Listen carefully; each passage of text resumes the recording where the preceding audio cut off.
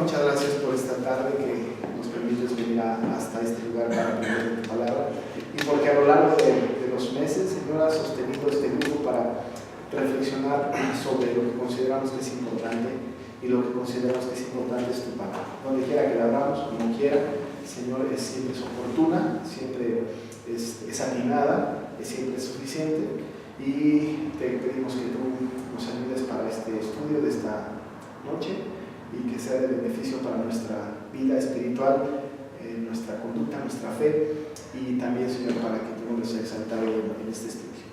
Gracias por los que estamos y permite que los que vienen en camino lleguen con bien, y los que queriendo venir no lo pueden hacer, bendicen esta vida en sus hogares. Te agradecemos, Señor, por este tiempo en el nombre de Jesús. Amén. Amén. Muy bien, pues vamos entonces a la clase. Y vamos a leer juntos los últimos versículos del capítulo 6, y cuando digo los últimos es del 9 al 17 del capítulo 6 desde el lado de Apocalipsis, ¿verdad? Ya doy por sentado que todos sabemos de qué libro estamos hablando. Pero de Apocalipsis, ¿no? Yo tengo mi Biblia bien rayada, pero no sé si son rayas del estudio anterior o de pero son un montón de rayas. 9 al 17, ¿no? Lo leemos juntos en la Reina Valera 60. Entonces empezamos. Dice: cuando abrió el quinto sello, vi bajo el altar las almas de los que habían sido muertos por causa de la palabra de Dios y por el testimonio que tenían, y clamaban a gran voz diciendo: ¿hasta cuándo, Señor, santo y verdadero, no juzgas y dejas nuestra sangre en los que moran en la tierra? Y se les dieron vestiduras blancas, y se les dijo que descansasen todavía un poco de tiempo, hasta que se completara el número de sus consiervos y sus hermanos, que también habían de ser muertos como ellos. Miré cuando abrió el sexto sello, y he aquí hubo un gran terremoto, y el sol se puso negro como tela de silicio, y la luna se volvió toda como sangre, y las estrellas del cielo cayeron sobre la tierra, como la higuera deja caer sus higos cuando es sacudida por un fuerte viento. Y el cielo se desvaneció como un pergamino que se enrolla, y todo monte y toda isla se removió de su lugar. Y los reyes de la tierra, y los grandes, los ricos, los capitanes, los poderosos, y todo siervo y todo libre, se escondieron en las cuevas y entre las peñas de los montes. Y decían a los montes y a las peñas: caed sobre nosotros y escondednos del rostro de aquel que está sentado sobre el trono y de la ira del Cordero, porque el gran día de su ira ha llegado, y ¿quién podrá sostenerse en pie? Muy bien, vamos a estudiar estos versículos. Estamos hablando de que vamos a estudiar el cuarto y quinto sello, ¿no? Lo que vamos a ver. Recuerden ustedes que al final el séptimo sello se va a abrir hasta el capítulo 8, verso 1, ¿no? En el 8.1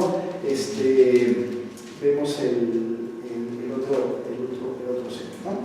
Y de tal manera, en el capítulo 7 vemos el séptimo sello, ¿no?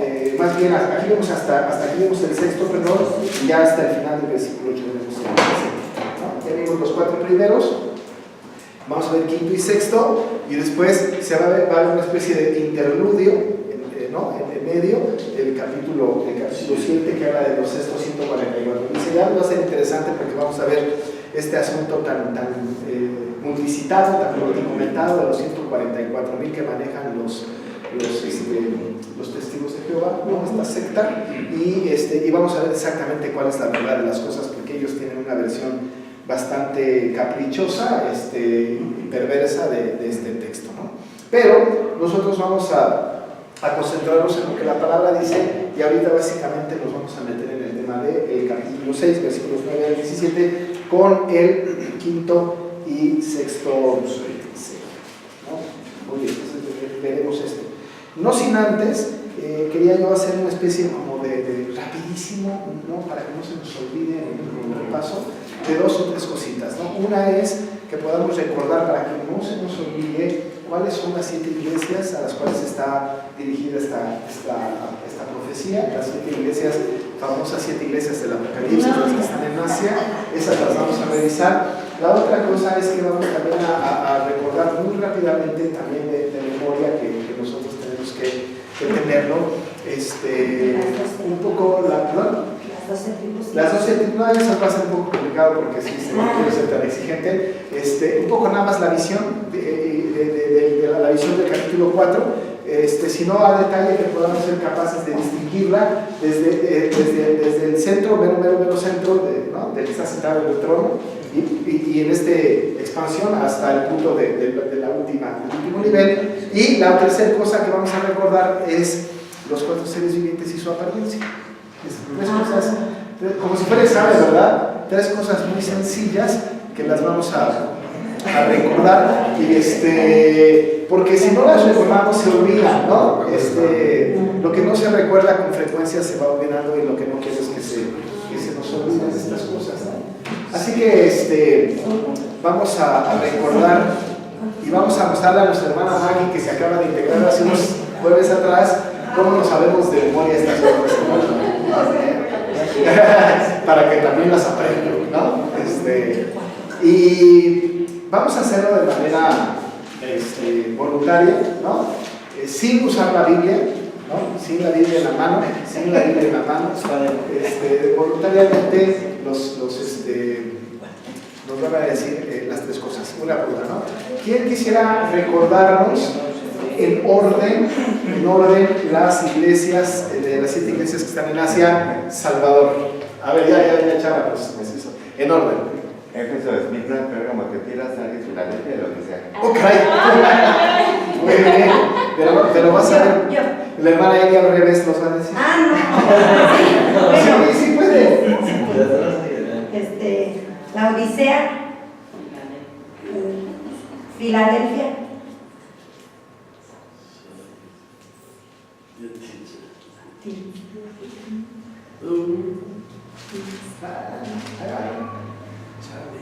Sardis, Tiatira, Sardis. Otra vez Sardis. A ver. Pérgamo, Esmirna y Éfeso. Sí, al derecho. Muy bien, no, lo hizo muy bien. Es un excelente esfuerzo. Y no se preocupe. Ver, la visión del capítulo 4. No en detalle como está escrito en la Biblia, pero nada más que nos diga: en el centro estaba así, luego así, luego así, luego así, luego así. Esa visión, alguien se abrió la puerta y se fue, y vio que estaba sentado. Ok, y la visión está el que está sentado en el trono. Ok. 12 ancianos, 12, eran 24. Pero todavía falta, sí, para llegar. Conste que no estamos hablando de todo, de la fuente de cristal, del arcoíris, no, solamente personajes, ¿no? Estamos hablando del que está sentado en el trono, y aún y cuando nos saltemos un poquito los versículos que vean la visión completa, a un lado del que está sentado en el trono está un cordero como inmolado. Como inmolado, exactamente. Ok, ya les ayudé. El que está sentado en el trono y un cordero como inmolado. Después lo que sigue, los 4 seres vivientes. Y después, los 24 ancianos. Excelente. Y después, la multitud. La multitud, ¿no? De ángeles, y millones de ángeles que adoraban al Señor. Está bien sencillo. El que está sentado en el trono, el cordero, los 4 seres vivientes, los 24 ancianos y la multitud de ángeles, que estaba contada por millones. Millones era incontable. Esos son los que están representados ahí. Está representada toda la creación, está representado absolutamente todo lo que era, lo que es y lo que ha de venir en esta visión de Juan. Luego Juan nos habló acerca de esta visión que tuvo de los 4 seres vivientes, y nos habló de 4 apariencias, porque eran 4 seres vivientes que estaban alrededor del trono. Ya dijimos, equidistantes, uno allá, otro acá, otro aquí, otro aquí, los 4 polos, viendo hacia afuera, con sus alas, con ojos por dentro y por fuera, pero estamos buscando la apariencia de los 4. A ver, Yuri. Es el cordero, el león. Pero la apariencia del cordero ya no. Uno sí era león, y luego Es el león y el águila. un águila volando, sí, perfecto. Y un ser humano. Sí, como apariencia de hombre, y nos falta uno. Becerro. El becerro. Sí, dijiste el cordero, pero por allí va. Es como del mismo género, digamos, ¿no? Becerro, ¿no? El león, con apariencia de león, con apariencia de becerro, con apariencia de hombre y apariencia de águila volando. Exacto, esos son los 4 seres Y como vivientes. se cubrían sus... Sí, ya complementándolo con la visión de Isaías 6 y de Ezequiel, tenemos nosotros esa visión de querubines, ¿no? Que tenían su tarea de ser vigilantes, ¿no? Vigilante, ¿no? Está muy interesante, la palabra vigilante en griego es Gregorio. ¿Ah? De hecho, por eso los cantos gregorianos eran los que estaban así en los monasterios arriba y cantaban como anunciando, ahí vienen y cantaban, ¿no? Con tonos bajos, con mujeres. Pero bueno, Gregorio es el vigilante. Si tienen un Gregorio, díganle, ¿qué un vigilante? Y no vas a ver. O si se encuentran a una Priscila, le digan, ¿qué muy ancianita? Porque Prisca significa ancianita, ¿no? ¿Será que por eso le dicen a Catepec Goyo? A lo mejor le dicen al Popo Don Goyo, quién sabe si son tan inteligentes para eso, pero sí, el vigilante, sí puede ser, ¿no? Puede ser. Muy bien, pero eso son temas de cultura general, ¿no? Digamos que es cultura general. Pero vamos pues entonces ya al texto que nos compete hoy. Ya vimos el primero, el segundo, el tercero y el cuarto sello, ¿no? Y los vimos con caballos y con jinetes y los caballos eran de colores. ¿Se pueden recordar los colores de los caballos? Sí. Hermana Negra, ¿sí? ¿Se acuerdan? Negro, blanco. Pero el primero, Blanco. y luego, Negro. Rojo. bermejo o rojo vivo, luego, El negro. el negro, ahí, Y el amarillo. el amarillo, excelente. Todos los 4 colores intensos, ¿no? Muy fuertes, el blanco muy blanco, el rojo pirros, dice la palabra griega, muy rojo, ¿no? El negro Muy brillante. así, y el amarillo, ¿no? Y el amarillo. Recordamos esto y lo tenemos que recordar todo el tiempo. El cordero está representado con el caballo cuyo jinete, ¿no? Blanco cuyo jinete es el cordero.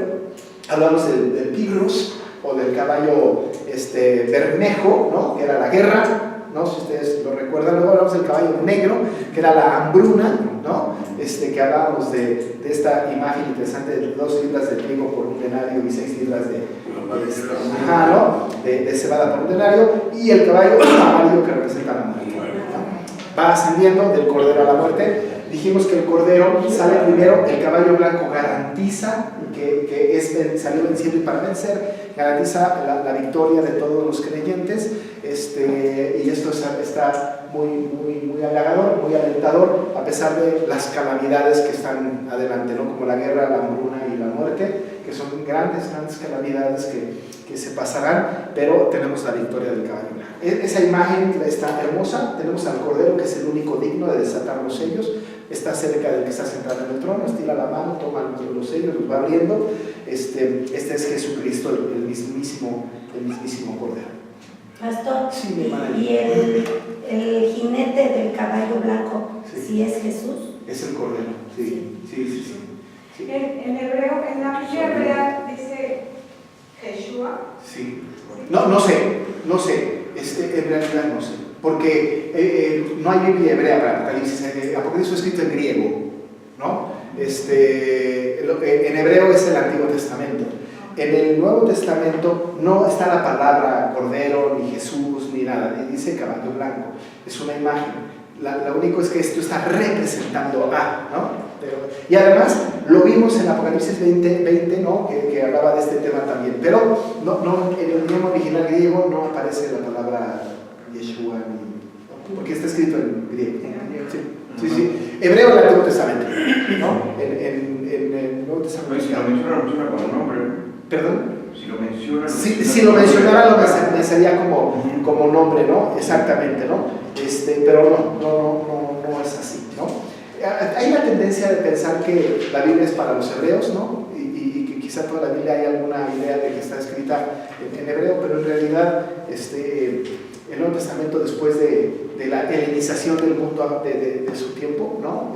Tomó el lenguaje griego como lenguaje cultural, común, ¿no? Era parte de la evolución del lenguaje, y luego el latín, ¿no? Y después del latín ya otro. O sea, los romances salen de todo esto, ¿no? Portugués, francés, italiano, rumano y español salen de toda esta raíz, pero no, es el griego.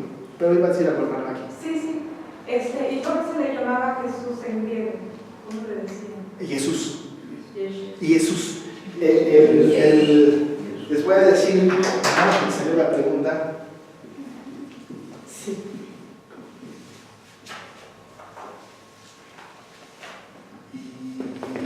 Jesús.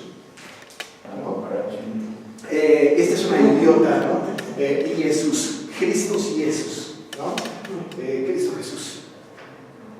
Y de hecho, hay una expresión. Pero está en griego, ¿no? Sí. Esta terminación, cuando en la Biblia griega hay esa terminación, Christois y Esois, o sin la sigma,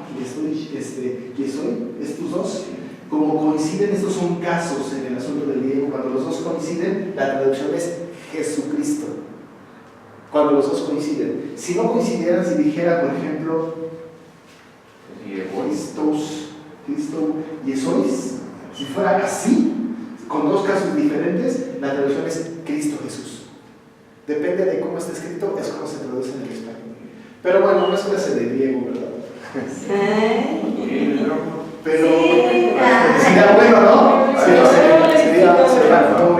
Estaba enseñando exégesis griega en el Nuevo Testamento, en el seminario, y qué trabajo me costaba con estos muchachos.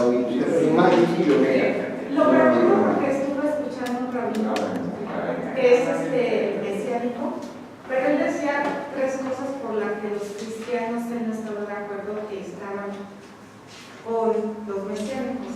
Decía, primero es porque no se dice el nombre Yeshua, tal cual es, dice, es el nombre que está sobre todo nombre, entonces se tiene que decir en hebreo. Él decía eso. Luego decía que por qué no festejábamos nosotros el Shabbat. Sí, y por qué festejábamos el domingo, que eso era incorrecto. Sí. Y otra cosa que decía es que por qué nosotros no festejábamos las fiestas hebreas y Dios nunca canceló esas fiestas. Y me parece que esa era como las tres importantes, ¿no? Sí. Entonces, en el discernimiento que yo tengo, dije, bueno, pues sí es importante, creo que si Yeshua era su nombre, pues sería como válido decirlo para que no se confundieran, ¿no? Sobre todo Yahweh, que es Dios, porque aquí cuando se dice Dios, muchos ubican a cualquier Dios, ¿no? Entonces dije, bueno, ese puede ser como importante, válido. El Shabbat, ese sí no supe.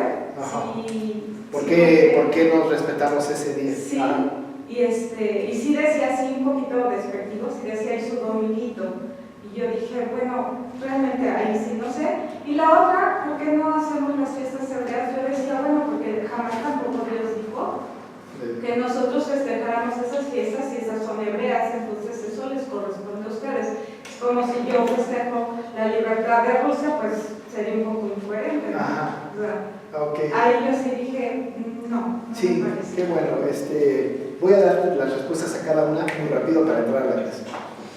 La primera respuesta del nombre de Jesús. Jesús es un nombre que tiene un significado en griego que significa el Señor salva, ¿no? O sea, Salvador. Jesús significa Salvador. El mismo nombre Jesús tiene la misma raíz en el griego como en hebreo y se compara en el hebreo con los nombres de Oseas, Isaías y Josué. Josué, Isaías y Oseas tienen la misma raíz que Jesús. Ambos son los tres nombres significan Jesús. Ni Oseas, ni Josué, ni Isaías eran prohibidos mencionarlos porque eran nombres comunes. Jesús es un nombre en común. Él es el nombre que el ángel le dijo a José que tenía que ponerle al que iban a hacer. Le vas a poner Jesús porque él salvará a su pueblo de sus pecados. Y en la Biblia, ninguno, como en el Antiguo Testamento, nadie negó mencionar el nombre de Jesús. Ninguno, nadie. Todo el mundo hablaba de Jesús. De hecho, dice la Biblia que en el nombre de Jesús se doblará toda rodilla de lo que está arriba en el cielo, en la tierra y abajo de la tierra y de las aguas. Jesús nunca fue prohibido pronunciarlo y ese es el significado. No significa Yahvé ni Jehová, ¿no? Es Jesús. Por supuesto, creemos que es Dios, ¿no? Como la Trinidad, pero no era impronunciable, era completamente pronunciable porque era un nombre propio, con un significado particular, ¿no? Pero tampoco debemos de decir Yeshua. No, tampoco Yeshua, porque no era nombre hebreo en ese sentido, ¿no? Es Jesús, ¿no? Yeshua o Yoshua es como es de Josué. Es de Josué. Por eso digo, exacto, pero porque vienen como de la misma raíz, Y ¿no? también Josué, pues, supuestamente conquistó la tierra. También, y pues, también. Y Oseas, el profeta, se casó con la esposa que era semejante a la iglesia. En fin, ese tema de los nombres es muy interesante porque se van derivando, ¿no? Se van construyendo. Nadie se puede imaginar, por ejemplo, que el nombre Diego, ¿no? Viene de Jacobo. Diego Santiago. De Jacobo, ¿no? Si nadie pudiese imaginarse que Diego viene de Jacobo, uno diría, ¿de veras? ¿A poco? O sea, está tan perdido, la única letra que coincide es la O.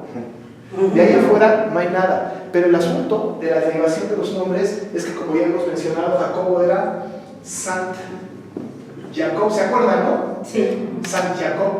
Después de Sant Jacob se quedó en San Jacob. Y después quedó San Jacob. Y luego quedó Santiago, ¿no? Pero en la construcción del nombre, en este famoso Santiago,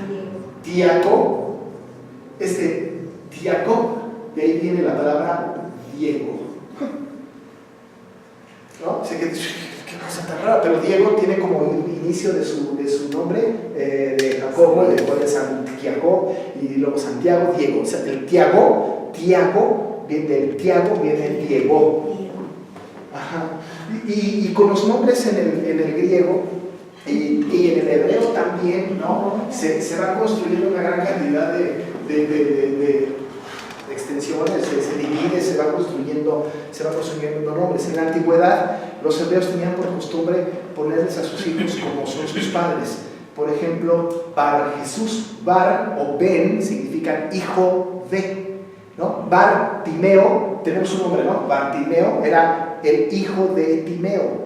Bar Jesús era hijo de Jesús. Los Bar o los Ben Ur es hijo de Ur, ¿no? Se van construyendo o se complementa o se descomponen las palabras y se van construyendo nombres, ¿no? Son los famosos patronímicos que tenemos hoy aquí en nuestro tiempo, ¿no? Todos los que terminamos con EZ, nuestro apellido, somos hijos de alguien. Los González somos hijos de Gonzalo, los Hernández son hijos de Hernán, ¿no? Los Ramírez son hijos de Ramiro, los Fernández son hijos de Fernando, ¿no? Los Juárez son hijos de Juan, en fin, estos patronímicos son hijos de... Esto pasa en español. Los toreanos, pero tiene un origen español. El tema de los españoles, por ejemplo, los que vendían cortinas, ¿no? Eran los de la cortina, y así se quedó el apellido. O los que vendían flores, ¿quiénes son esos, pues son los flores. Los viveros. O los viveros que tenían su los que vivían cerca de la torre, pues son los de la torre. O los que vendían Escobar, pues son los Escobar. Y entonces los patronímicos tenían un sentido de identidad con una propiedad, con una casa, o son hijos de. Por ejemplo, los italianos son hijos de los que terminan con I. Giovanni es hijo de Juan, Paganini es hijo de Pagan, ¿no? Son los Is famosos, ¿no? En Irlanda son Isen, ¿no? Anderson. En Irlanda son O'Connor. Exacto. En Alemania o así, ¿no? Mac Arthur, hijo de Arturo, Mac Connors, hijo de Connors, MacDonald, hijo de Donald. Los O en Inglaterra también, ¿no? O Brian, hijo de Brian, ¿no? O Nin, hijo de Nin, y así, ¿no? O Anderson, hijo de Andersen, hijo de Andersen. Imagínense nada más, ¿no? Por eso los nombres tienen una asunto interesante. Esa es la respuesta a la primera pregunta. La segunda, que nos pregunta el comentario, ya me estoy extendiendo en cosas que nada tienen que ver con la clase, pero bueno, la segunda, que es el asunto de el Sabbat, ¿no? Nosotros no estamos desobedeciendo el día de reposo. Para nosotros nos reunimos los domingos porque el domingo es el día de la resurrección de Jesús. Jesucristo resucitó el primer día de la semana y el primer día de la semana es domingo. Y la iglesia primitiva del primer siglo, la primera iglesia, siempre se reunió el primer día de la semana. Después de que se reunió el primer día de la semana, lo celebramos como el día de la resurrección de Jesús. Y cada domingo celebramos la resurrección de Cristo, domingo a domingo a domingo a domingo. No ha caducado el Sabbat, pero dice la Biblia, el sábado, el día de reposo fue hecho para los hombres, no los hombres para el día de reposo, ¿no? Y entonces nosotros tomamos el domingo como referencia. Y en cuanto a las festividades hebreas, todas las festividades hebreas apuntaban a Cristo. Y todas aquellas festividades hebreas, incluso las leyes ceremoniales, que muchas de las festividades hebreas incluían cosas ceremoniales como la Pascua, como la cosecha, como cosas así, se terminaron en el momento que Cristo vino. Aquello era sombra de lo que había de venir, y después de que vino Cristo ya no había necesidad de hacer anuncios del que había de venir porque ya llegó. Por eso ya no hacemos festividades judías. Del Antiguo Testamento hay festividades judías que nada tienen que ver con el Antiguo Testamento. Por eso ellos la siguen porque para ellos no ha llegado el Mesías. Porque para ellos no ha llegado Cristo. Pero vamos al texto, ¿no? Ya me abrió el octavo sello. ¿Mande? Ya abrió usted el octavo sello. El octavo sello. ¿No? Pero bueno, este tipo de cosas son también importantes e interesantes de saber, ¿no? Es parte de la cultura general que debemos tener. Pero es más importante la palabra. Quinto y sexto sello, dice el versículo 9. A ver si nos da tiempo, ¿no? Quiero que establezcamos primero, antes de que hagan un análisis de verso por verso, un contraste, ¿no? Tenemos nosotros en el quinto y sexto sello dos tipos de personalidades, ¿no? Dos tipos de gente, ¿no? Diferente. Uno, en un grupo tenemos los redimidos, ¿no? Y en otro grupo tenemos los no redimidos. Casi pudiésemos dividir el texto entre los versículos 9 al 11 con los redimidos, es decir, lo que se habla de los redimidos. Y luego del versículo 12 en adelante estamos hablando de los no redimidos, ¿no? Un poquito, por decirlo de alguna manera, por usar esta expresión, la suerte de los redimidos en los primeros versos 9, 10 y 11, y en adelante 12, 13, 14 al 17, la suerte o lo que les viene a los no redimidos. Si tenemos este concepto, pudiésemos leer el texto, yo lo voy a leer otra vez, pensando en que los primeros versos habla de los redimidos. Si pensamos en los redimidos, estamos hablando de nosotros, ¿no? No estamos pensando solamente en los redimidos de aquella época, pero estamos hablando de los redimidos de todas las épocas. Dado que el libro es apocalíptico y tiene un sentido también de esta apertura de los sellos, es lo que va a suceder, ¿no? Estamos como apercibidos de lo que va a suceder. Vemos los versículos 9 y 11 pensando en los redimidos, ¿no? Dice: cuando abrí el quinto sello, vi bajo el altar las almas de los que habían sido muertos por causa de la palabra de Dios y por el testimonio que tenían. Y clamaban a gran voz diciendo: ¿hasta cuándo, Señor santo y verdadero, no juzgas y vengas nuestra sangre en los que moran en la tierra?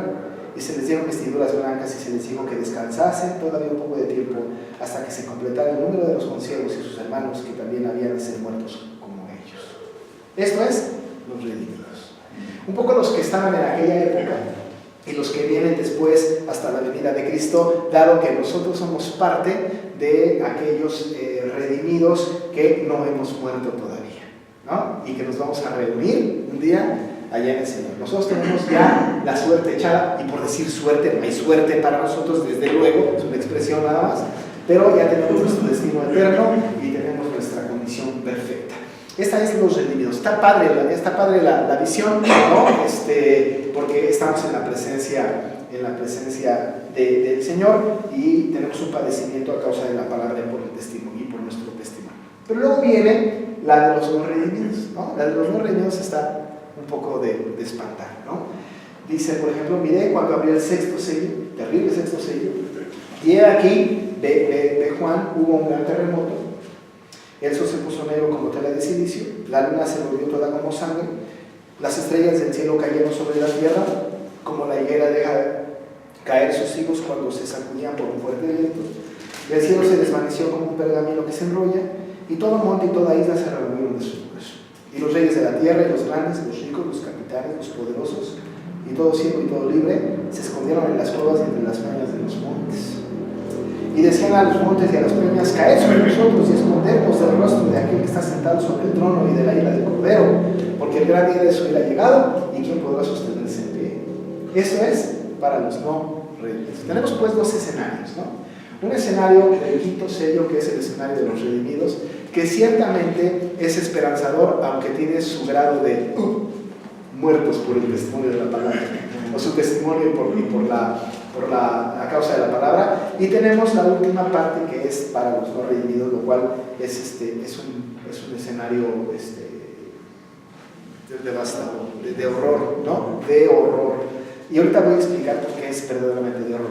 Y no es tan horroroso todos los acontecimientos narrados aquí como la ira de Dios descargada sobre ellos, ¿no? O sea, cualquiera diría: prefiero que me caigan, como dicen ellos, ¿no? Preferimos que nos caigan sobre nosotros las peñas y los montes antes de que recibamos la ira del Cordero. ¿Qué cosa, no? O sea, está fuerte el asunto. Pero vamos a revisar un poco ambas cosas, ¿no? Tenemos nosotros en el versículo 9 ya en adelante esta visión de Juan. Recuerda que está teniendo una visión, son imágenes las que están ahí, no son acontecimientos que esté viendo que estén sucediendo como reales, están como las imágenes y como previendo lo que puede venir. Recordemos que tiene un sentido figurado también, ¿no? Muchas de las cosas que están aquí no tienen que ser literales, sino tienen un sentido evidentemente figurado, encriptado para que lo entiendan a las personas a las que va siendo dirigidas, ¿no? Hay cosas muy contundentes, ciertas, absolutas, verdaderas, y las tenemos que analizar dependiendo un poco de su manera de escribir. Ve Juan bajo el altar las almas de los que habían sido muertos por causa de la palabra de Dios y el testimonio que tenía. Usa la expresión Juan de que vio bajo el altar, ¿no? Bajo el altar. Y lo que ve debajo del altar son las almas de los que habían sido muertos. Alguna versión de la Biblia dice inmolados, los que fueron inmolados, ¿no? O los que fueron muertos, pues sacrificados, ¿no? Es muy interesante el asunto. Independientemente de la manera en que en aquel tiempo morían las personas, cristianos sobre todo, recuerden ustedes que los cristianos morían no por muerte natural necesariamente, quizá muchos de ellos sí, pero los cristianos morían por ser perseguidos en las fieras o quemados vivos, destrozados, ¿no? Es decir, la muerte del creyente no era una muerte como las muertes de los creyentes. Se veía, a sus funerales no iban a cantar, no tenían funerales abiertos, eran quemados, ¿no? A veces vivos, a veces no, pero eran calcinados y también eran devorados por las fieras, en el mejor de los casos. En otros casos, la narración que tiene Flavio Josefo en la guerra de los judíos respecto de cómo asesinaban a los creyentes era terrible, ¿no? Era terrible. Los soldados llegaban y si no llegaba el padre al nombre de Jesús, tomaban al niño de los pies y estrellaban sus cabezas en las paredes, ¿no? Y niega a Jesús y ellos no negaban a Cristo. Es decir, las muertes de los mártires era una muerte terrible, ¿no? Cualquiera de nosotros diría: yo no negaría a Jesús ante nada, yo quisiera ver como nuestro hijo pequeño golpeando, ¿no? Si estuviéramos sosteniendo una fe de esa naturaleza. Pero era esta fe que se requería, era esta fe que está narrada en los testigos de la fe de Hebreos 11, ¿no? Era esa fe inquebrantable de muchos que fueron muertos, decapitados, aserrados, incendiados, etc., ¿no? Bueno, así morían los cristianos de aquella época. Dice la expresión, la palabra del Señor, que Juan ve bajo el altar estas almas de los que habían sido muertos por causa de la palabra. Cualquiera que haya sido, la palabra que utiliza una versión dice inmolados. Este altar, nosotros tenemos que tener en la mente un conocimiento del Antiguo Testamento respecto de lo que estaba en el templo, ¿no? Ustedes pueden recordar que el templo es el destino final del tabernáculo, ¿no? No digamos final terrenal, ¿no? Porque el tabernáculo celestial pues está en la presencia del Señor, pero el destino final del tabernáculo, ¿no? que era movible, ¿no? era transportable en el desierto, ¿no? Que llevaron los judíos por los años que caminaron en el desierto, por los 40 años que caminaron en el desierto. Tuvo un destino final en Jerusalén. Ustedes recordarán que en Jerusalén se construye un templo. Salomón construye el templo de Jerusalén. Va a tener diferentes vestidas, va a ser destruido, va a haber la abominación desoladora, ¿no? Que se va a sacrificar un cerdo en el altar. Por ejemplo, es la abominación desoladora de Tiglat-Pileser. Vale la pena estudiar a este hombre, terrible, ¿no? Pero ahí estaba, pues el templo representaba el tabernáculo movible, ahora fijo. Ahí estaba el templo de Jerusalén. Cuando el templo de Jerusalén se estableció en Jerusalén, era el sitio de adoración común, ¿no? En las fiestas solemnes, ahora que hablamos de las fiestas, están los famosos cánticos graduales que iban todos dirigidos hacia Jerusalén a las grandes festividades, especialmente la fiesta de las cosechas, los panes sin levadura, la Pascua, y la gente se dirigía a Jerusalén para celebrar sus fiestas, ¿no? Ahí estaba representado Dios. ¿Qué es lo que lo hacía tan importante el templo? Lo que le hacía importante al templo era el lugar santo y el lugar santísimo, que era lo que estaba en el centro, digamos, del templo. Y nosotros recordamos que en el lugar santísimo estaba el arca del pacto, ¿no? Que nadie podía tocar, el velo allá atrás. Solamente podía entrar una vez al año el que en suerte le tocara en sacerdocio, el gran sacerdote, y que además, por la cantidad de sumos sacerdotes que había, pues le tocaba una vez en la vida a cada uno, ¿no? Es decir, entraban una vez al año, pero les tocaba una vez en la vida a cada uno, lo cual lo hacía muy significativa la entrada al lugar santísimo. Estaba el arca del pacto, las tablas de la ley adentro, el maná, una porción del maná que tomaron del desierto, y la vara de Aarón que reverdecía estaban adentro del tabernáculo. No había más cosas, pero la tabla de la ley estaba contenida dentro. Interesante, porque estaba el velo después que separaba el lugar santísimo del lugar santo, ese famoso velo que cuando Cristo murió se rasgó de abajo para arriba y se abrió, ¿no? Es por eso que tenemos ahora entrada confiadamente al trono de su gracia, ¿no? Dice el autor de Hebreos. Pero detrás o afuera del lugar santísimo está el lugar santo, y una de las características del lugar santo era lo que estaba alrededor. En la antigüedad, en el tabernáculo, cuando el tabernáculo era viajero, pues el templo era viajero. En el lugar santo estaba el altar del incienso, inmediatamente después de la tela, ¿no? de querubines preciosos, ¿no? Que es el velo. El altar del incienso estaba el candelabro de 7 picos que estaba prendido. Del otro lado estaba el pan de la proposición, la mesa del pan de la proposición, con los utensilios de oro, ¿no? Y solamente utilizados por el sacerdote que entraba a hacer expiación por el pueblo. Y saliendo del lugar santo, inmediatamente estaba el altar de la fuente de bronce, ¿no? Donde se lavaban los pies y las manos los sacerdotes antes de entrar al lugar santo, ¿no? Tenían que entrar como los doctores, ¿no? Y no se secaban, ¿no? Entraban para tener sus manos limpias, ¿no? Y al otro lado del altar de bronce estaba el altar del holocausto. El altar del holocausto era muy significativo porque era donde se hacía la expiación, ¿no? Llegaban las personas con sus animales para hacer la expiación, y podían llevar palominos, tórtolas, podían llevar a bueyes completos o corderitos pequeños, pero llegaban ellos para expiar sus culpas, y el animal era puesto en el altar del holocausto, que estaba con fuego en los 4 picos cuernos, ¿no? Como de toro. Era muy hecho, muy bien hecho, muy mandado por el Señor, y ahí se ponía el sacrificio, y el sacrificio se consumía ahí, ¿no? El animal era muerto ahí, y era sacrificado, ¿no? Para la expiación de los pecados del pueblo, ¿no? Y lo que aparentemente, y coinciden todos los comentaristas que ven Juan en esto, es justamente el altar del holocausto, ¿no? Ese altar en donde están siendo sacrificados ya no animales, ya no un becerro, ya no un buey, ¿no? Ya no palomas, ¿no? Ya no palominos ni tórtolos, sino las personas, ¿no? Interesante, dice Juan que vio bajo el altar las almas de los que habían sido muertos. Y insisto que muertos en otras versiones dice inmolados, y la palabra inmolado implica casi en el altar haber sido sacrificados en el altar. Evidentemente no había la posibilidad de que ningún ser humano pudiese ser puesto en el altar del holocausto. Es una imagen, hay que recordarlo, ¿no? Es parecido, es como si la persona se hubiera puesto ahí para ser sacrificada, ¿no? Como una muestra, pues, ¿no? Quizá a los redimidos que estaban escuchando esta palabra de que era una ofrenda agradable, ¿no? Era una muerte acepta, porque los animales que se ponían en el altar eran aceptos por Dios, ¿no? Era lo que Dios se agradaba de eso, ¿no? Se agradaba de la ofrenda presentada, ¿no? Y era como el mensaje para los cristianos de aquella época era como si aquellos que estaban siendo muertos en el altar y que estaban en el altar eran muertes agradables delante de Dios, ¿no? Eran muertes aceptas para Dios. No significa, por cierto, dice un autor, no significa que para que yo tenga que morir y que sea mi muerte agradable delante del Señor, pues que me maten en un holocausto. No significa esto, no tiene que ver con esto, ¿no? Más bien, estos mártires, esta gente que en su época moría, murió con una muerte digna. Si nosotros morimos en el Señor, morimos con una muerte digna, ¿no? Una muerte muy digna, porque tenemos a Jesús en el corazón, y para nosotros vivir es Cristo y morir es ganancia. Y cuando muramos estaremos maravillosamente bien con el Señor, como los decapitados y los incinerados y los quemados, ¿no?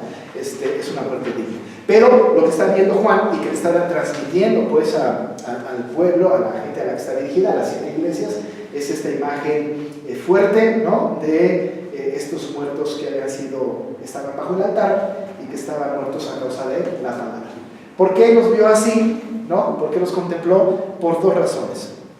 Por testimonio, bueno, por una razón general, ¿no? Dice por causa de la palabra de Dios y por el testimonio que tenían, ¿no? Es decir, ellos fueron fieles a la palabra, ¿no?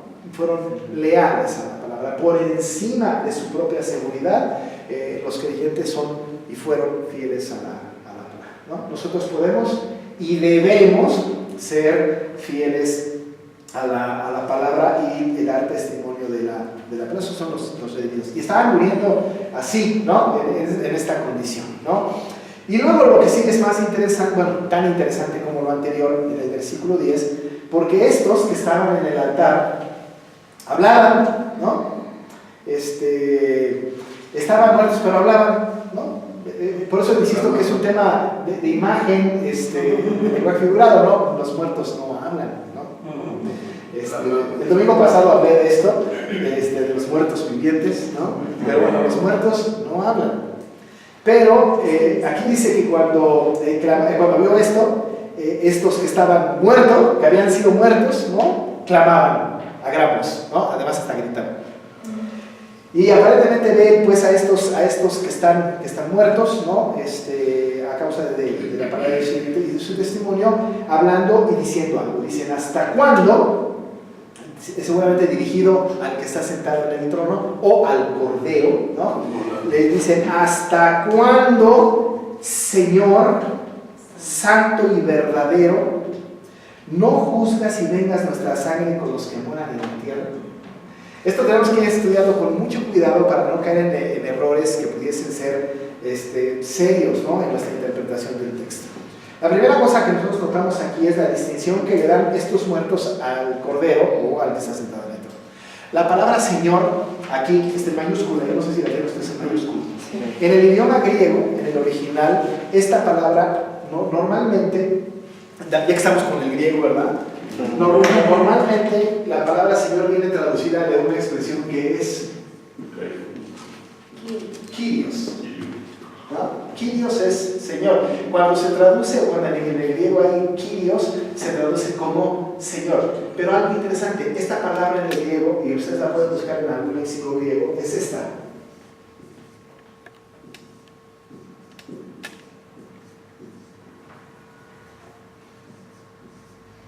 Esta palabra es déspotes. O de ahí viene la palabra déspota.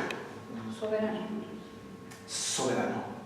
Acuérdense ustedes que la palabra déspota, déspotes, esto es en griego, por supuesto, ¿no? La transliteración de esto sería déspota. Esto es Señor. Esta es la traducción, ¿no? Y esta es la transliteración de esto, déspota. La palabra déspota significa Señor, soberano. Por eso cuando en la antigüedad se hablaba de los grandes déspotas, eran los grandes soberanos, ¿no? Ahora lo usamos de manera peyorativa, es un déspota y queremos insultarlo, pero lo estamos halagando, ¿no? Le estoy diciendo el soberano, ¿no? Pero hoy se oiría muy mal en un pueblo cristiano que es ignorante, vamos, ¿no? Que no sabe, si dijéramos el Señor es un déspota, sáquenlo de la iglesia, ¿no? Hereje, grosero, ¿no? Suena feo, ¿no? Pero déspota significa soberano, soberano. Y esta palabra aquí, Señor, en el griego es despotes o déspota, ¿no? Está hablando entonces la distinción que da los que están siendo muertos a causa de la palabra y por su testimonio, se están dirigiendo al Señor y no están enojados con Él, ¿no? le están dando un reconocimiento, ¿no?, de soberano, de santo, ¿no?, y de verdadero, ¿no? Soberano, santo y verdadero, le están diciendo. Tú eres el más grande, el que gobierna, el que determinas, el que estableces, ¿no? Maravilloso, ¿no? No sé si en otras versiones dice soberano, pero ¿sí dice? En Nueva Traducción Viviente sí dice ¿Qué dice? soberano Señor. Es soberano, Señor. Qué bueno. Entonces hay una versión ahí. Esa es muy buena, la traducción viviente. Es muy buena traducción. No la NBI, no la nueva versión internacional, esa hay que tirarla. No, esa, la nueva traducción viviente. Esa es muy buena. Soberano, dice entonces, ¿no? Bueno. Lo distinguen al Señor con esta expresión, ¿no?, de soberano, de santo, de verdadero, estos que están siendo muertos. Y entonces aquí viene lo complicado, ¿no?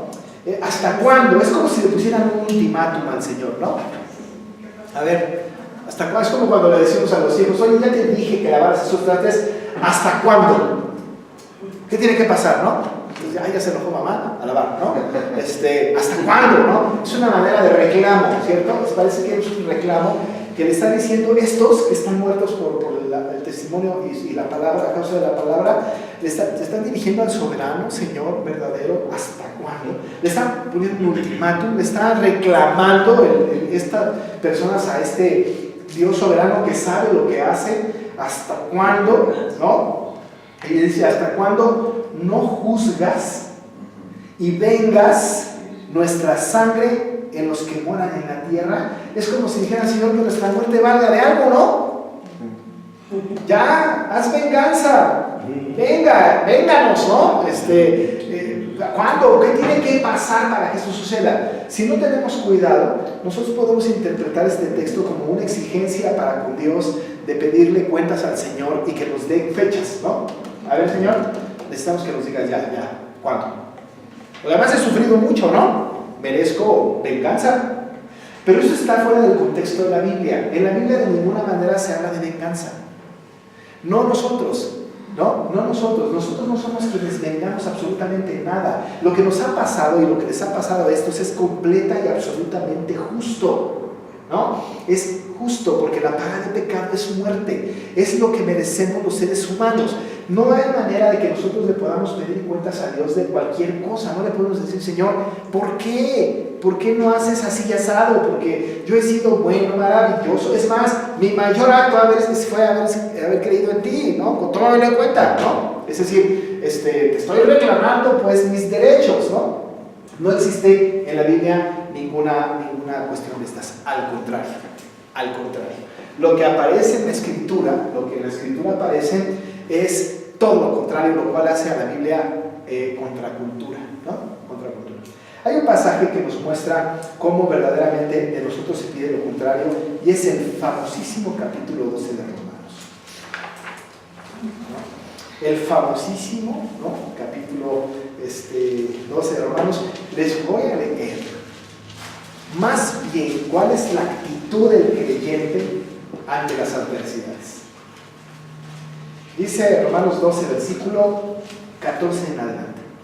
Miren cómo dice: bendecid a los que os persiguen, bendecid y no maldigáis.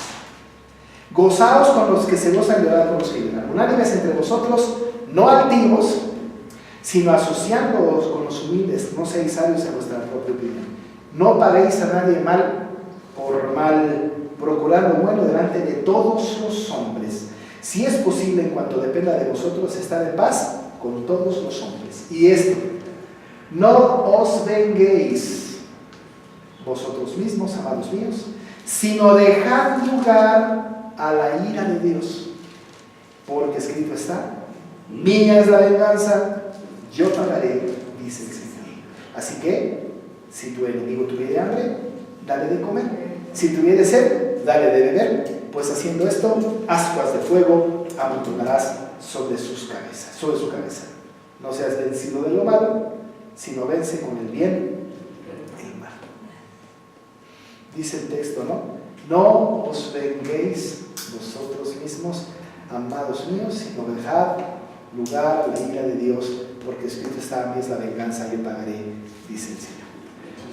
Más bien, la actitud del creyente es: bendecid a los que me persiguen, bendecid y no maldecid. En cuanto estéis de vosotros, dice el texto, estad en paz con todos los hombres. Busca la paz y síguela, ¿no? El mandato que tiene el Señor para con nosotros los creyentes es, al contrario, si hay alguien que me está persiguiendo, me está insultando, me está incluso matando, tengo que bendecirle, ¿no? Bendecir, no maldigáis. Ese es el mandato.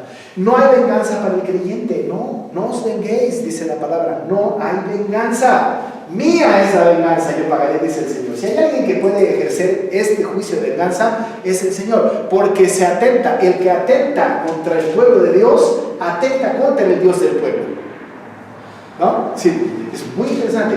El que está en contra y atenta contra el pueblo de Dios, insisto, atenta contra el Dios del pueblo. Y no le corresponde al ser humano pedir venganza, sino que la venganza es de aquel que es insultado cuando ha sido insultado su pueblo. En este contexto, no se está pidiendo la venganza por causa de mi propia muerte, sino que los cristianos, los que están siendo están en esta escena, están diciéndole, Señor, tú tienes el control de la venganza para todos aquellos, ¿no? El texto nos parece mostrar que son ellos, ¿no?, los que están pidiendo venganza por ellos mismos, pero es como dice el texto, su sangre reclama, ¿no? Hay un pasaje en Génesis 4:10 que también vale la pena revisar, ¿no? Cuando Caín mata a Abel, ¿no? Y noten cómo dice Caín, ¿no? Bueno, el Señor dice, y él les dijo, ¿qué has hecho? Y dice el Señor, la voz de la sangre de tu hermano clama a mí desde la tierra, ¿no? El ofendido en la muerte de un creyente no es el creyente mismo, el ofendido es el Señor, ¿no? Es el que cobra venganza, es el Señor por mi muerte, por mi desgracia, por mi condición, ¿no? Por mi situación, el Señor cobra venganza. ¿Cómo lo hará? ¿Cuándo lo hará? No podemos decirle al Señor, mira, Señor, acaba con ellos, pero hazlo sufrir despacito, despacito. Vienes quitando un dedo primero, luego una oreja, ¿no? Sí, porque sufra, ¿no? Una enfermedad letal, qué sé yo. Aunque se dice que si descansan en el Señor, aún están en tribulación, ¿no? No. La buena sangre. Acuérdense que esta es una visión, ¿no? Sí. No. Las personas que mueren en el Señor están con el Señor en un estado de perfección total, no hay más nada. No hay reclamo, no hay nada. Esa es una visión, ¿no?, de la iglesia redimida, pero no, están en paz total, ¿no? Pero es una visión que está teniendo Juan, ¿no? Pero hay que terminar la visión, ¿no? Está esta visión en donde se está pidiendo venganza, y luego dice, el versículo 11 dice, le dieron vestiduras blancas, las vestiduras blancas hablan de pureza, ¿no? Acuérdense de esto. Y se les dijo, aquí está, ¿no? Calma, que descansasen todavía un poco de tiempo hasta que se complete el número de sus consiervos y sus hermanos que también habrían de ser muertos como ellos. Ya no dice trágicamente, ¿no?, inmolados, sino los que van a morir en el Señor, ¿no? Faltan algunos, ¿no? Entonces tienen que descansar. No se preocupen. Lo que le está diciendo Juan en este mensaje encriptado a los cristianos de las 7 iglesias es: no se preocupen. Sí tenemos ahorita, ¿no?, persecución, ¿no? El Imperio Romano nos está persiguiendo. Domiciano está siendo muy duro con esto. Nos están llevando a los circos, nos están quemando vivos. No se preocupen, descansen. No hay problema. Pueden ser muertos, pero descansen. ¿Hasta cuándo? La pregunta era ¿hasta cuándo? La respuesta es hasta que venga el último de los redimidos. El último hasta que se complete. ¿Cuántos faltan? ¿Quién sabe? Solamente el Señor sabe cuántos faltan. Pero hasta que dice Jesús en Mateo, ¿no?, que hasta que se predique el Evangelio en todas las partes del mundo, y hasta que entre el último de los redimidos, entonces vendrá Jesucristo. ¿Qué nos indica? Ahorita no ha venido Cristo, significa que hay todavía gente que no ha sido salvada por Jesús, ¿no? No porque no pueda Jesús, sino porque no es el tiempo de Él, porque a cada uno le tiene determinado un momento específico para la salvación. Pero entonces a los redimidos les dicen: tranquilos, descansen, todavía un poco de tiempo, que puede ser mucho tiempo. Imagínense, desde esta época hasta nuestra época ya llevamos un buen, y puede pasar otro buen de tiempo para que venga el Señor. Lo que está implícito aquí es que entonces vendrá el Señor Jesucristo y hará juicio justo, ¿no, hermano Carlos? En México veíamos, por ejemplo, a propósito del tiempo, esos reunidos también, cuando iniciaba la Sociedad Bíblica Británica trayendo las primeras Biblias, y se hicieron los colportores, les metían de balazos en la cabeza y por cristiano, Sí, sí. y hay fotografías de gente. están metidos el balazo en la cabeza. Sí. Ha habido muertes sangrientas, ahora, en aquel tiempo, pero ahora en nuestro tiempo, en la historia contemporánea, ha habido gente en Chiapas, cristianas, pueblos completos que han sido masacrados por su fe, ¿no? Cristianos chiapanecos, ¿no? Y lo único que ha provocado es que el evangelio ha crecido más. Porque como decía, no sé quién, no me acuerdo, sí sabía bien, no me acuerdo ahora, que la semilla del evangelio es la sangre de los mártires. No hay mejor semilla para el crecimiento del evangelio que la sangre de los mártires. Matan a un cristiano, se riega su sangre en la tierra y germina, ¿no? Es decir, no hay mejor semilla sembrada que la sangre de los mártires. Y el evangelio en Chiapas Chiapas es el estado con más creyentes en toda la República Mexicana. Solamente en Chiapas hay más creyentes que en el resto de la República Mexicana. Increíble. Y la mayoría presbiterianos. Además, en los tabasqueños Sí, desde luego también en Tabasco y en Yucatán, ¿no? En Campeche, la parte del sureste, pero Chiapas, nos contaba el expresidente de la Asamblea General que ellos asistieron a una iglesia donde había 3,000 creyentes en un culto de una iglesia local y que venían con camionetas y a caballo, salían un día antes de su casa para llegar al templo. 3,000 creyentes en Chiapas en 3 idiomas diferentes de la Sierra de la Cantona. Maravillosa iglesia perseguida. En Estados Unidos hay una iglesia, bueno, mi hijo asistía a una iglesia de puros chiapanecos. Sí. Y él los ayudaba porque ellos hablaban inglés. Sí. Pero mi hijo los ayudaba mucho y eran puros chiapanecos, sí. Nosotros vivíamos en Playa del Carmen y teníamos una iglesia, había una iglesia hermana nuestra en un poblado que se llamaba Puerto Arturo. Puerto Aventuras, ¿no? Era una iglesia chapaneca. Sí, Chiapas, pero no estamos hablando de chapanecos tanto como de cómo el evangelio, ¿no? Crece en medio de la persecución, ¿no? Se va multiplicando, ¿no? Por eso a veces nos hace falta un poco de persecución a nosotros para crecer. También en Chiapas, por ejemplo, hay un pueblo que van todos los turistas, en San Juan Chaula, que hay, el templo ni siquiera es católico, y que matan a pollos, tienen el piso lleno de hierbas, llevan aguardiente, y ese es su culto. Sí. O sea, son muy pobres, y claro, los caciques, que son los que venden tanto los cirios como el aguardiente, y esa es la persecución. En realidad la persecución es por dinero, porque si se vuelven cristianos, pues ya no van a gastar no sé si han ido, es impresionante y triste. Por la causa que sea, pero el evangelio, es decir, te conviertes y dejas de participar en las fiestas patronales, dejas de contribuir, como los gremios en Asia, en las iglesias de Asia, ¿no? No eres de nuestro gremio, vas para afuera, así le pasa a los pobres chiapanecos. Pero envidiarle su fe. Todavía faltan algunos por redimirse, ¿no? La última parte, a veces nos da tiempo rapidísimo, si no la continuamos, el sexto pero el sexto sello. Noten ustedes saben, el libro de Apocalipsis tiene una simbología implícita y explícita. Lo implícito es lo que está exactamente escrito, y lo implícito es lo que no está escrito pero está sobreentendido, por eso es implícito.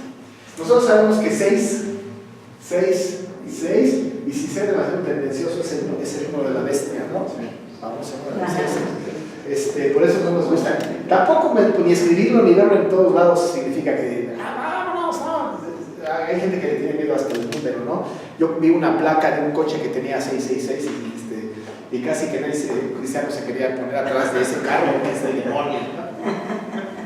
Pero este número 666 es significativo, está de manera explícita e implícita. En este texto, los versículos 12 al 17 está de manera implícita. Casi imperceptible, pero está implícita. Yo les voy a decir dónde está lo implícito del 666. El primer 6 está en el número de sello, ¿no? O sea, en el número de sello tenemos el primer 6, es el sexto sello.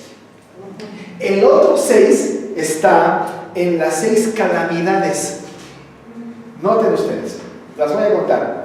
Miré cuando hablé de sexto sello y aquí hubo un gran terremoto, 1. El sol se puso negro, 2. La luna se volvió toda como sangre, 3. Las estrellas del cielo cayeron, 4. 14. El cielo se desvaneció, 5.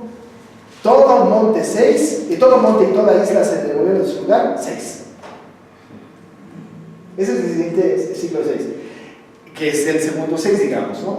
Y el tercer ciclo está en las clases de personas a las que les vienen estas calamidades. Véanlas ustedes.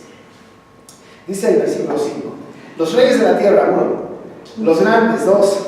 Los ricos, 3. Los capitanes, 4.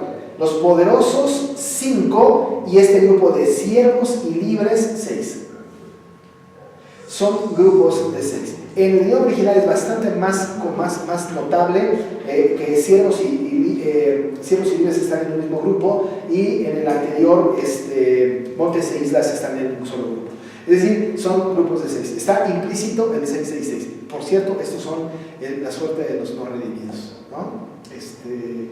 De los que no han sido redimidos, ¿no?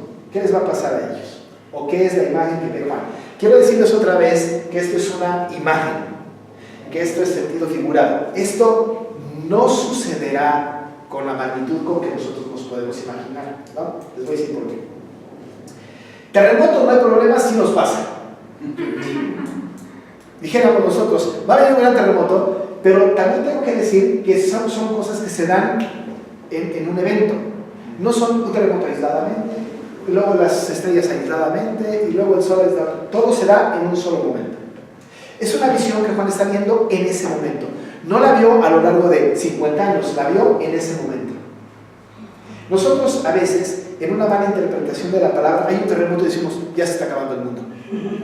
Es apocalíptico esto, ¿no? Pero tenemos que tener cuidado. Terremoto, no hay problema, todo nos pasa. El sol se puso negro. Cualquiera de nosotros pensaría, el sol se puso negro pues los eclipses solares, ¿no? Eso puede ser un símbolo, pero nunca hemos visto un terremoto con un eclipse solar, o a lo mejor sí, pero ha sido coincidencia. Pero por cierto, los eclipses solares son poco comunes. ¿Cuántos eclipses solares podemos ver en nuestra vida? ¿No? Ya vimos uno. Hemos visto uno, ¿no? Sí. Y ya. 99 pesos. Sí, pero ya no, y yo no sé si vivos veremos otro, ¿no? De luna así, ¿no? Pero solares, pero bueno, ¿no? Dice que el sol se puso negro, pero dice negro como tela de silicio, ¿no? Voy a dejar varias de estas cosas para la semana que viene, solamente voy a mencionar muy rápido. La luna se volvió toda como sangre. He escuchado gente que dice, no, ya está acabándose el mundo, miren la luna roja, ¿no? No es otra cosa que el reflejo del sol hacia la luna, ¿no? Hay momentos, en octubre especialmente creo, en donde la luna se ve... Dicen que el 29 de julio va a haber un eclipse lunar y se va a ver roja. Y se va a ver roja. Mañana. Ah, está, ¿no? Pues vamos a hacer eso, ¿no? Pero acuérdense que es más intenso. Desde luego que esto no es, ¿no? Tendría mañana que juntarse las 6 cosas como para que pudiéramos decir ya está acabándose. Pero incluso ni siquiera sucederá, ¿no? Las estrellas del cielo cayeron sobre la tierra como la higuera deja caer sus higos cuando es sacudida por un fuerte viento. Entonces imagínense el árbol de higos y viene el fuerte viento y los higos cayendo, ¿no? Sobre la tierra. Imagínense las estrellas cayendo sobre la tierra así, no se ha visto ni se verá. Ni siquiera puede ser comparable con los famosos meteoritos estos, ¿no? Lluvias, ¿no? Lluvia de estrellas. Pero no caen en la tierra, no se desbordan sobre la tierra, ¿no? más bien es un panorama maravilloso, que yo me imagino que David vio el cielo así en esa noche esplendorosa, ¿no?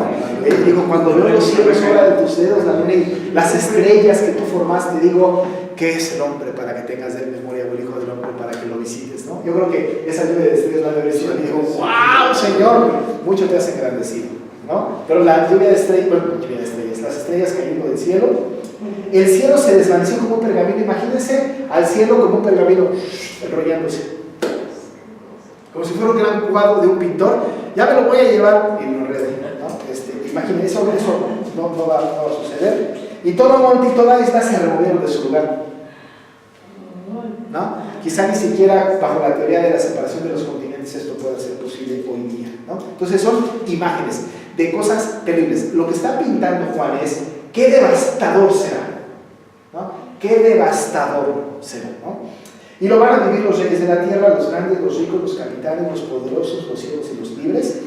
Y dice la palabra que estos personajes no creyentes se escondieron en las cuevas y entre las peñas de los montes. Ilusoriamente, ¿no? ¿Cómo se dice? Ilusos, pobres que se esconden en las... Como si el Señor no viera. ¿De dónde, no? ¿A dónde me iré de tu presencia? Dice David, ¿no? Estamos en 39. ¿A dónde me huiré de tu presencia? Si se hubiera estado, ahí estás tú. Y si dice, si en el Señor hiciera mi estado, ahí está tu presencia, ¿no? Todo. Bueno, pero estos tan desesperados por toda calamidad, imagínense nada más, prefieren la ira de la naturaleza que la de Dios, ¿no? Porque dice, y descienda a los montes y a los caes. Caed sobre nosotros y escondednos del rostro de aquel que está sentado sobre el trono y de la ira del Cordero, porque el gran día de su ira ha llegado y quién podría sostenerse en pie. Prefiero todo aquello trágico de la naturaleza que la ira de Dios. ¿Quién podrá mantenerse en pie de la ira de Dios, ¿no? Bendita cosa, ¿no? Qué cosa tan terrible le va a pasar a los no salvos, ¿no? A los no redimidos. Pero esto lo analizamos la semana que entra con detalle, porque ahorita le dedicamos mucho tiempo al breviario cultural y ya el versículo 9, 10 y 11 del capítulo 6, ¿no? Pues vamos a terminar. Quiero decirles que habrá 2 semanas que no tendremos clase, con mucha pena. No me gusta no tener clase, ¿no? Soy muy disciplinado en esto, pero voy a estar de vacaciones. Sí.